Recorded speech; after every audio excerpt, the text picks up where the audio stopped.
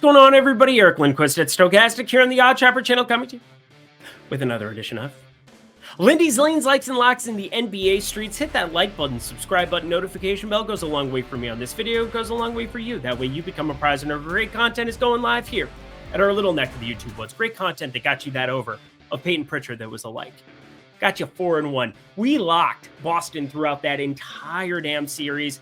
Laid the 13.5. They cover it basically. I mean, you could have just laid the first quarter, first half, entire game. Didn't matter. Boston, the way better team. And again, Miami, even if they had been perfectly healthy, it probably would have been problematic. Probably problematic for a lot of teams within the association taking on Boston. But happy to go 4-1. 4-1 backing Boston there. Yeah, they lost one of those outright, but that doesn't affect you betting the numbers. Glad that we were able to capitalize on how much better Boston is there in that series. So hopefully Wednesday was a good day for you here as well. We just are getting to tip off here of the Clippers and Dallas game. I'll be paying attention to that one for sure. Obviously less exposure than we had there. We got over by the hook. Again, 6.5 points for Peyton Pritchard. 7 we got for him there, and the 13.5, 14. No matter what you laid, you got it there with Boston. So with that said, we got 2 games now on Thursday, a couple of game 6s. I'm looking forward to this slate. But before we get into anything here, how about this? Odd Shopper, you sign up for that down below, friends. OS Premium Tools, Discord, Insider Access, basically all of the great tools and content we have here at Odd Shopper, including my betting card over in the Discord. Sign up for that for every Monday through Friday. And if you ever have questions, tag me in something. I'll do my best to get back to you immediately. And if you use promo code Lindy, 20% off signing up for it now. Sound great? Cool, great, grand. 2 games. Let's get to the picks. Just to repeat for everybody as we dig into this slate. If it's your first time, here's how I do things when it's just 2 game slates. And let me turn the camera a little bit. When it's just 2 game slates or less, we go lean like lock. Now, it doesn't make it an absolute smash play like it might in other spots. And by that, I mean, lean is something that I'm thinking about betting like. It could be a very small play. A lock, that couldn't be a half unit in these 2 game type situations. But there's one that I do have a unit on here yet again today. And we've been emphasizing some of these points props because they've been on target with some of these minutes projections. And I think there's some volatility that exists with rebounds, assists, and it's really all coming down to minutes. Peyton Pritchard, that was kind of the deal. We're 6.5 points in a game that I expected a blowout, and I was very heavily invested on 13.5, 14. That was kind of the thing that makes sense. But with that being said, let's dig in to Milwaukee, Indy, the game that I'm the least comfortable with, no matter what way you slice it here. You got Milwaukee. They are sitting, this total's dropped from 215.5 to 212.5 at open.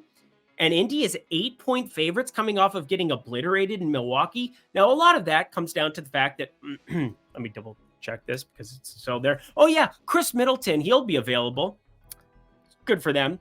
No Damian Lillard, no Giannis Antetokounmpo, both of them doubtful. I was secretly hoping that somehow, some way, we were going to get news that one of them was going to potentially play, but that did not come to fruition. And as such, friends, a big opening number that you'd be having to lay here. And there's a part of me that saw this and thought, oh, God, Milwaukee, I got to get the 8, got to do whatever. The more I looked into it, the more that I just felt pretty comfortable with some of these pace metrics. And we've seen Indy play well at home here as well. So I think this is the game that between the 2 of them, I'm going to have the least exposure to.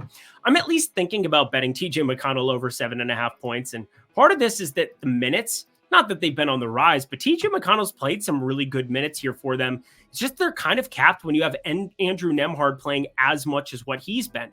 Now, TJ McConnell, 16, 18, 16, 16, 18. Those are the 5 games that they've had.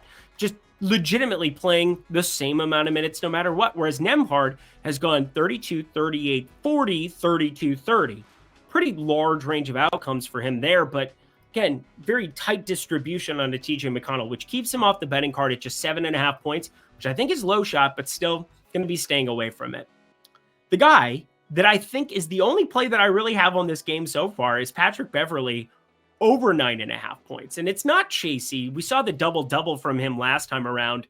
But with no Dame and no Giannis, we're going to see the usage have to come up eventually on some of these guys. Plus, we saw him get to the line 5 times in 2 of the last 3. That buoys something that's as low as what this number is here at open, 9.5 points.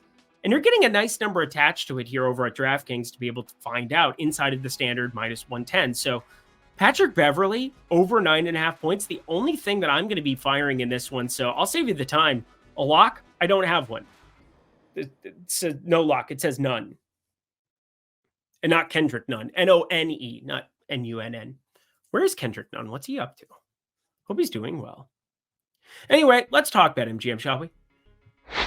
First bet safety net, friends, up to $1,500 if you sign up for BetMGM at the link below. It's really as simple as that. It's only if you're 21 and over. If you have a gambling problem, please call 1-800-GAMBLER. Everything you see on your screen, that is what is available to you. Let's be quick and easy with today, though. But again, BetMGM, if you're interested in signing up for another great sportsbook, check them out. Back to the picks we go.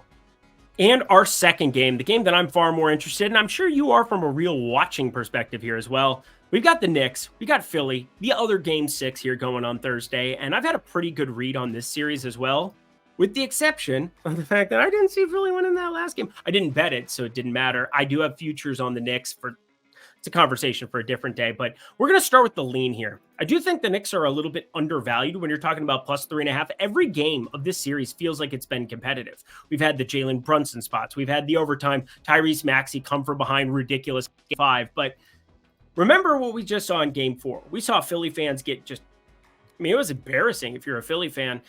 All Knicks fans that were there in the building over the weekend. And I think that's going to probably flip in some way, shape, or form here in this spot. Maybe not. I don't know. But I feel like the Knicks are undervalued at plus 3.5. When you look at adjusted net rating over the course of the season, the Knicks are 5th for me. 5th. Plus 4.6 over at dunks and threes. 76ers plus 2.4. Obviously, a lot of time without Joel Embiid. But as such, it's just a lean for me. I'm not a big fan of betting anything outright here in this spot. Don't really have a dog in the fight here other than the Knicks for those futures. Though, friends, one thing we've been able to take advantage of is kind of recency bias. And one of those recency bias type things, friends, has been people wanting to just bet the overs of points props to the moon on a guy like Tyrese Maxey, where he just got done with the best game of this series, bar none. It was unbelievable to watch. The overtime leading up to it, 46 points, 5 boards, 9 assists that he had. It was 9 assists they had to go with it. Let me double check. Yeah, 46, 5, and 9. I wasn't wrong. I wouldn't lie to you. I wouldn't lead you astray. But 23 and 25 previous in 43 and 41 minutes. Had the overtime frame. He was well over this number in that time, but I do think Tyrese Maxey, 27.5 points is just a little too heavy. So I ended up putting a very small play on the under here because I think it correlates with what I really want, and I parlayed it.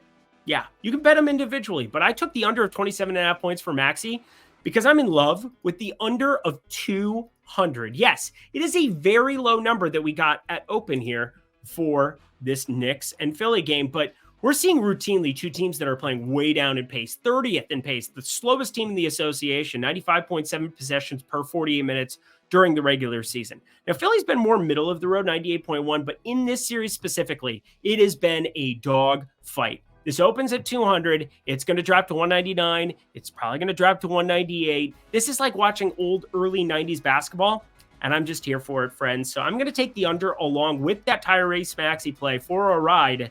I think all of the studs here, Brunson, Embiid, Maxey, I think they're all pretty live here for unders, but specifically Maxey coming off of the ceiling performance in Game 5.